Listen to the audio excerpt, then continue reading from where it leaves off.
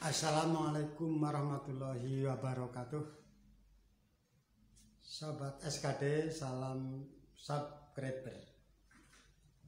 Kali ini Sarman Kidemang akan melanjutkan tentang persyaratan pencalonan kepala desa. Wabil khusus sekarang saya akan membahas masalah tentang persyaratan non formal atau informal. Ini yang penting kan. Banda, bandu, bandit. Banda, bandu, bandit. Banda, bandu, bandit. Penting sekali. Sebab jarang sekali orang berpikiran untuk mencalonkan kepala desa tanpa itu tidak bisa. No. Tidak bisa. Kalau ada yang berpikiran ingin mencoba, tidak bisa. Seorang pencalonan kepala jangan mencoba, jangan coba-coba. Kalau hanya sekedar mungkin main-main, kata orang ingin menonton pilkades di atas panggung atau ingin hanya jajal lawak, ya monggo. Tetapi jangan berharap jadi. Ya. Jadi bondo, bandu, bandit. Seorang kepala desa sekali lagi harus sudah mampu secara ekonomi. Jangan coba-coba mencalonkan diri menjadi seorang kepala desa dengan modal hutang apalagi, dengan modal pinjam apalagi, atau tanpa modal tidak bisa. Apalagi di zaman-zaman sekarang, ya, tidak bisa. Jadi harus tertata dulu ekonomi keluarga, mapan dulu. Minimal sudah punya penghasilan rutin yang harian, ya, untuk makan keluarga, untuk menyekolahkan anak dan sebagainya. Ya. Jadi harus sudah punya pekerjaan, punya penghasilan yang pasti. Ini pun belum bisa menjamin. Yang jelas harus punya modal. Sudah punya usaha, sudah sukses lah, ibaratnya begitu. Jangan berkarir di kepala desa secara ekonomi, harus melihat kekayaan di kepala desa, tidak bisa. Untuk apalagi zaman sekarang tidak bisa. Hanya 6 tahun. Jadi kepala desa kan hanya 6 tahun, ya kan? Saudara-saudara, yang kedua mengenai bandu. Saudara, ini saudara sangat penting. Saudara sangat penting. Teman, ya penting. Teman masa kecil, teman masa sekolah, SD, SMP, SMA, ini harus bisa satu desa, harus didekat. Kalau pendatang datang tanpa modal, tapi jarang-jarang. Kecuali pendatang, istrinya atau suaminya asli orang situ mungkin bisa. Seperti saya asli. Walaupun istrinya pendatang, tapi saya mencalonkan diri asli. Banyak keluarga yang tentang saudara. Jadi harus punya modal bandu, keluarga besar, keluarga besar. Kalau di Randegan ini kan hampir pemilihnya ini 6 ribuan ya, 6 ribuan. Jadi minimal harus punya sepertiga lah ya. Sepertiga itu ya minimal 1.500 atau 2.000 itu modal. Modal 1.500. Kalau yang lainnya intinya ya modal itu ya sepertiga lah ya. Sepertiga itu sudah saudara, itu saya pastikan itu jadi. Ya. Asal tidak pecah. Sebab untuk bisa memecah keluarga juga bisa. Satu keluarga maju 2 orang, dari keluarga paman, dari keluarga bibi, dari keluarga yang uwa, yang bibi maju bisa saja. Pecah, biasanya kalah biasanya. Kalau yang jago lain ada. Jadi Bandung ini sangat-sangat penting untuk bisa mengantarkan seseorang memenangi pilkades.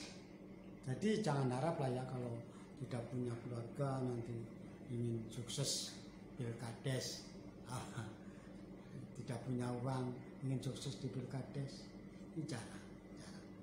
Oleh karena itulah hal ini mesti harus menjadi catatan dan perhatian kita semua, yang khususnya yang mau maju menjadi calon kepala desa ini. Baiklah rekan-rekan SKD Sarman Kitemang, jangan lupa untuk selalu menonton channel Sarman Kitemang. Banyak sekali ilmu-ilmu yang didapat nantinya sekaligus sebagai hiburan. Tapi jangan lupa loh ya, untuk bisa terus mengikuti Sarman Kitemang, saya mohon bantuan untuk subscribe dulu ya. Channel Kitemang di subscribe, kemudian like and bunyikan tanda lonceng. Jangan lupa juga untuk selalu memberikan komen-komen yang positif agar channel Sarman Kitemang tambah baik, tambah maju, semakin dikenal di dunia. Terima kasih.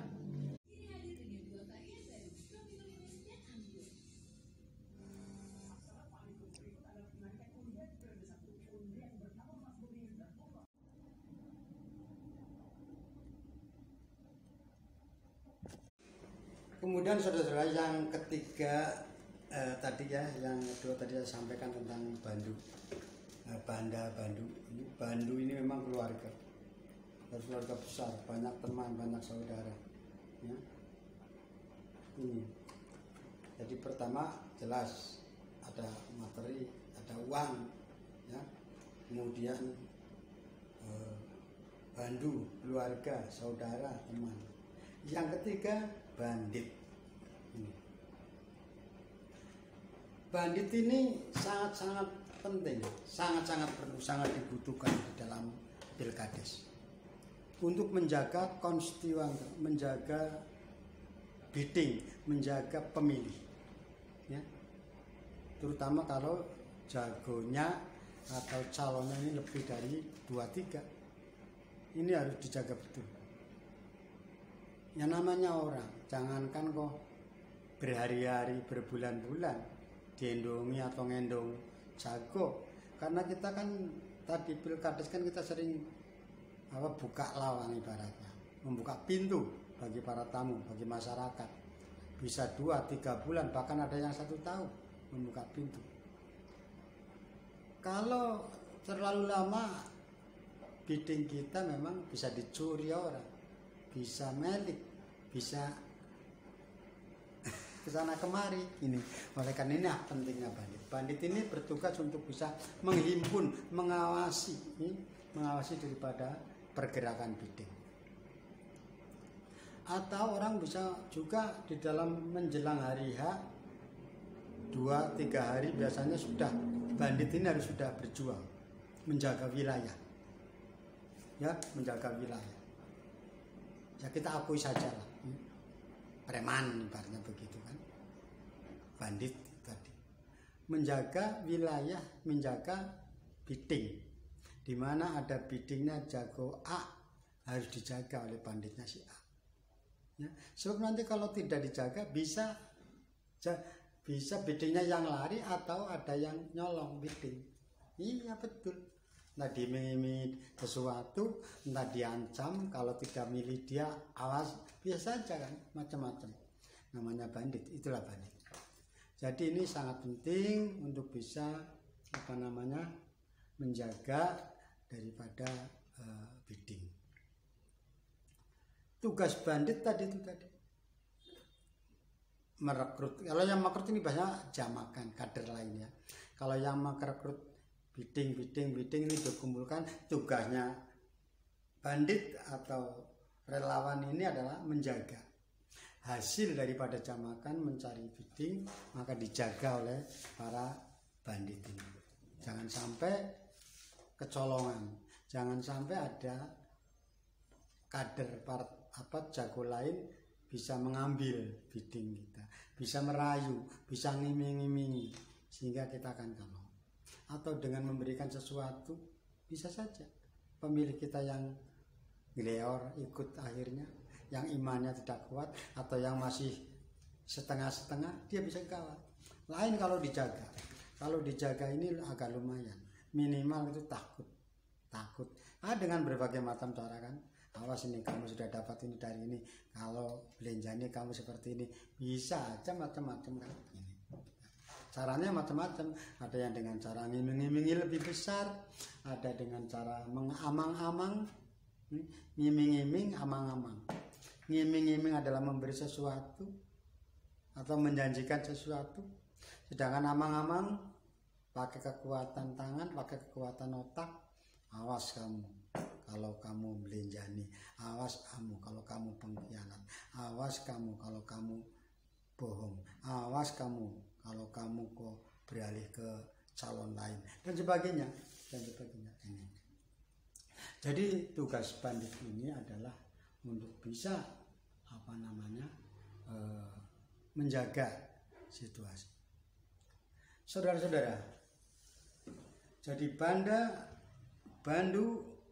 bandit ini sangat-sangat penting. Sangat penting.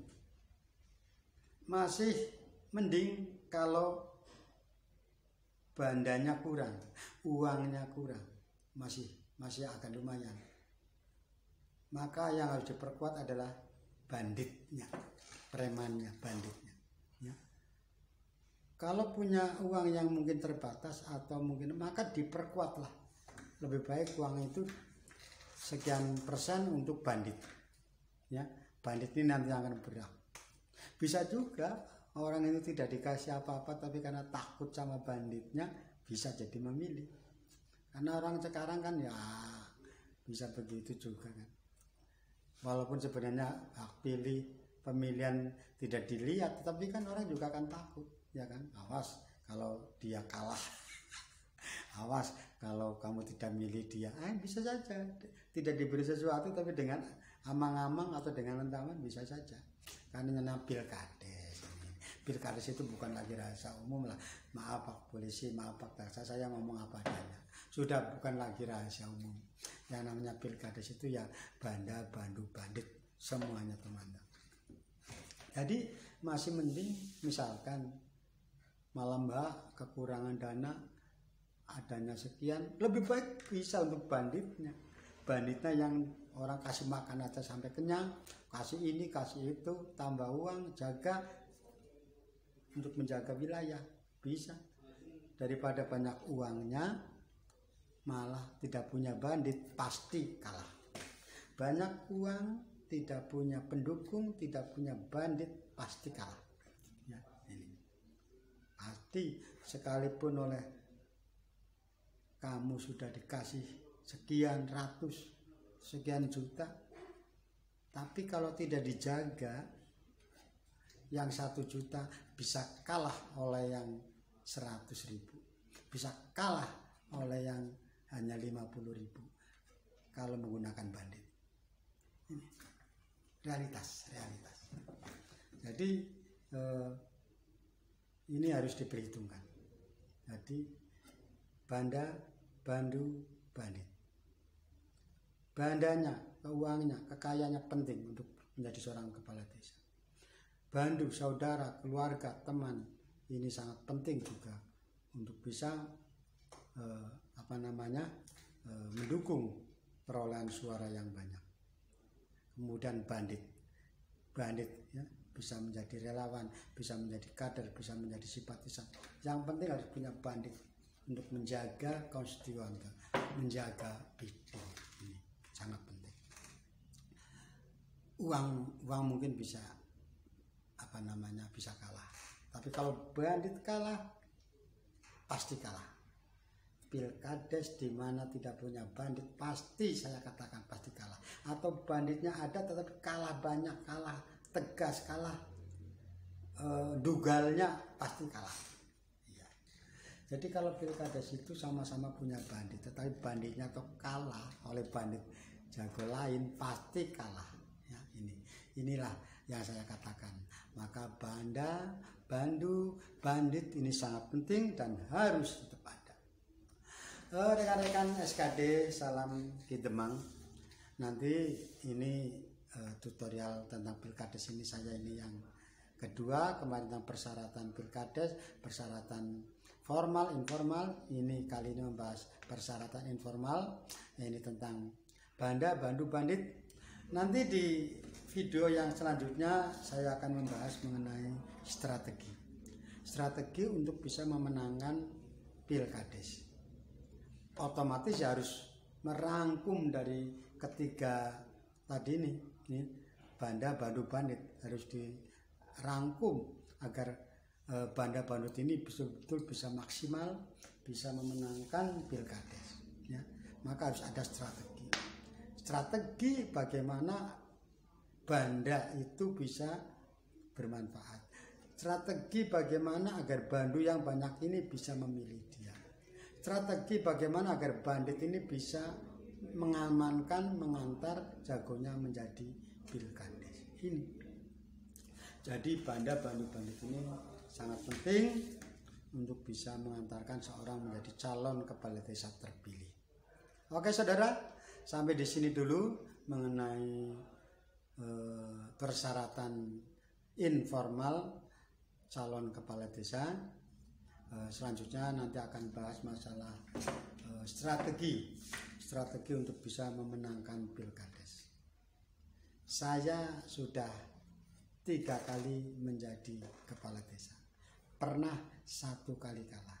Yang pertama pas setelah reformasi tahun 99, tanpa uang kita memang ya, tanpa uwur, tetapi banditnya kan harus ada, bandit ada. Tapi waktu itu kita masih pakai rokok lah ya, rokok GG merah ya, rokok GG merah. Kemudian setelah tahun 2017 jujur saja saya kalah bandit, kalah uang. Karena saya percaya tadinya dengan kemampuan saya menjadi pilkades, menjadi desa yang tadinya desa IDT di zaman baru menjadi desa maju. Desa yang tadinya tidak ada aspal 1 cuil pun menjadi desa beraspal, hampir semua jalan beraspal. Saya terlalu pede sehingga bisa kalah. Ya. Tetapi kemudian tahun 2013-2014 saya pasang lagi, menyalurkan lagi dengan strategi yang baru. Bahkan saya tidak mau silaturahmi, tidak mau ngendong, tapi dengan kekuatan uang dan kekuatan bandit bisa jadi. Maaf, saya ngomong apa adanya. Karena tanpa itu sekarang orang itu sukar. Ya ini. Terima kasih. Ini dulu. Nanti kemarin ini yang ketiga. Ini adalah kepala desa saya untuk jabatan yang ketiga. Terima kasih. Wassalamualaikum warahmatullahi wabarakatuh.